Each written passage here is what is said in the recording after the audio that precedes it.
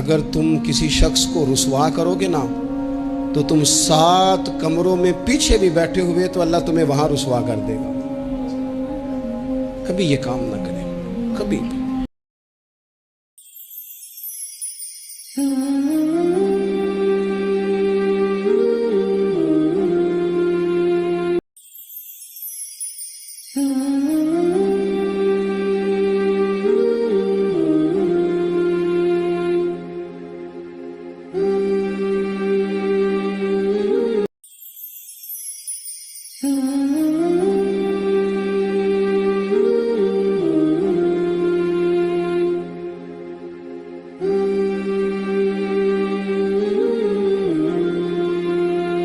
عرب کے ماحول میں بیوی سے اظہار محبت عیب تھا اور گرل فرینڈ بنانا ایک فخر تھا.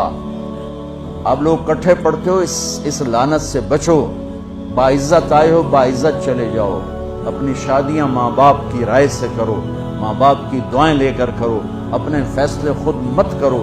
یہ کیا کریں، اب بچے بچیاں کٹھے پڑتے ہیں تو اس قسم کی لعنتیں چلیں گی تو صحیح، لیکن میں جتنا بچ سکتے ہو بچو بچو. اپنے فیصلے ماں باپ کے حوالے کرو، اپنے فیصلے ماں باپ کے حوالے کرو. چونکہ جتنی عشق کی شادیاں ہوتی ہیں وہ ساری ہی ناکام ہوتی ہیں، چونکہ معشوق اس وقت تک ہے جب تک وہ بیوی نہ بنے. جب وہ بیوی بن جائے پھر وہ معشوقہ نہیں ہے، پھر کوئی اور بلا ہے.